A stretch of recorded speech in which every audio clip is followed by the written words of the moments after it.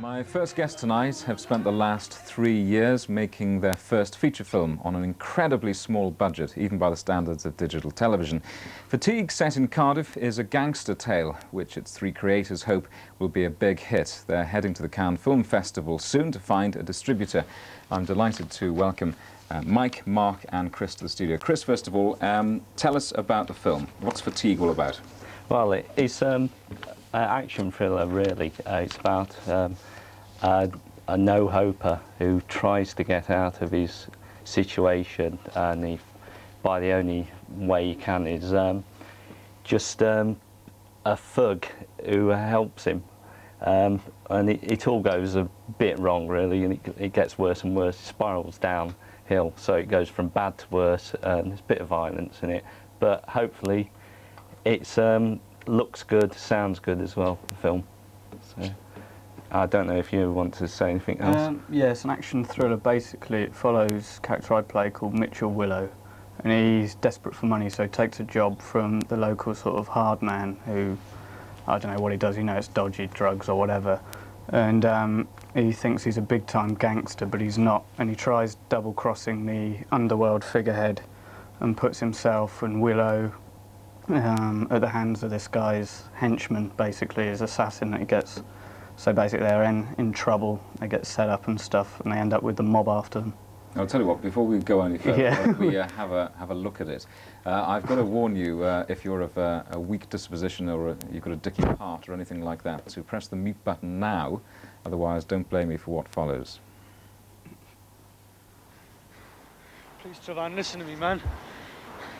We've known each other for a long time. The mix-up wasn't my fault. Whernside knows that, you know it. I'm just a scapegoat. I'm an innocent man, Trevan. I've worked hard for Whernside for 2 fucking years, and this is my reward. How long do you think you're gonna last? We're gonna have to gag you. Listen, man, you know I'm right.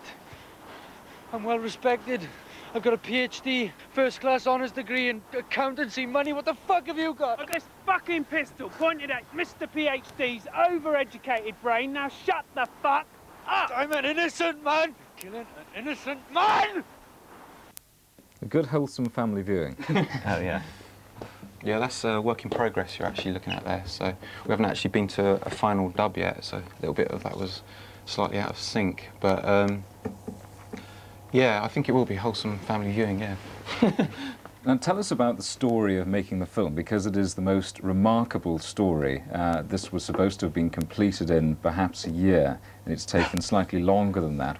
Why has it taken so long? Well, we've struggled from month to month to find money to actually go back into the state of shooting the piece.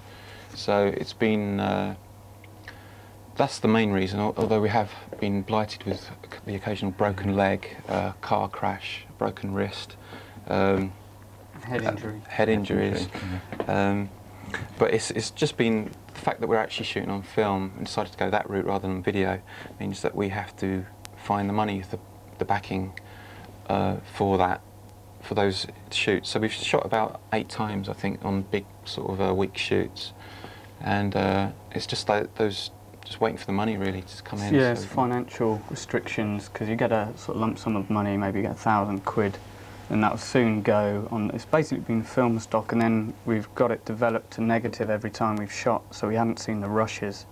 And then sometimes when you eventually saw the rushes, you'd see that scenes maybe don't match up, so you'd have to go out again. But it's really been financial reasons that it's taken Also such a long time. Sets as well, like moving.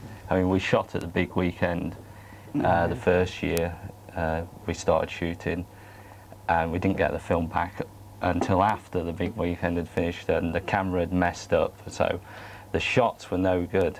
So we had to go back the next year to carry on the shoot, and then some of that didn't quite match up to the year before, so the next year we went back and shot some more, and we got it in the 3rd year, did we? Yeah, we got all of it. The scene's great because it's the big weekend's like a fairground thing with loads of crowds and things, and It's a huge event in Cardiff, isn't Yes, it? yeah, A huge sorry, art event. and so we actually went in there with one camera, handheld, and basically it's a chase scene within that environment, and to actually have sort of paid for that to do it in the real proper way of actually making a film would have been astronomical. So although it took 3 years to get, the finished result is great. So really chuffed with that. For budding filmmakers at home, give us an idea of what sort of money we're talking about to get to where you are at the moment. How much have you put in so far? Well, that's Mark's been having that side of it. Yeah, it's probably between 12 to 15 grand, probably nearer 15,000 quid. And as we said, most of that's gone on film stock and actually getting it developed. And yeah, basically because we got all the equipment we got it hired for free, we just had to get it insured, cover costs for insurance. We had So some it's about amazing help 15,000. actually. Yeah, Panavision Yeah. were amazing. They sort of loaned us the equipment for nothing, we just had to get insurance cover. So we couldn't have done it without that really, because we're just borrowing cameras from... It all kind of escalated because we started shooting on a clockwork Bolex, and after the first shoot we realised it was going to be nightmarish. And so Mark started ringing around a few production companies, and everyone was just, you know, really helpful. So. And in terms of support from other bodies, have you been successful in getting money from those avenues? That's kind of yeah. This is a lot where we tougher. want to. yeah, If there's anyone out there, I think when you say you're making a film for 15,000, a lot of people find it very hard to believe that it's possible to make something with those production values that you'll be able to sell on, or anyone would be interested in looking at.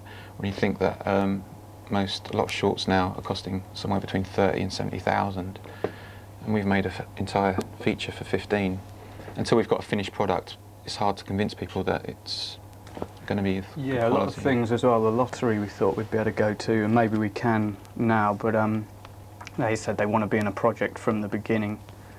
And to be honest, we thought they're not going to go for something like this, a story like this. And same with a few sort of, is it Scrin, but they just deal with shorts, and a lot of them just deal with shorts, so it's been quite annoying on that front. You're going to go to Cannes soon and start peddling your wares. How easy is it going to be to get a distributor to take on this film? Because as we've seen, there's some rather strong language. Well, we're sure it won't be easy. We don't think it's going to be easy. We're not under any illusion that someone's going to come up and say, yes, we'll have this, and we'll distribute it around the world.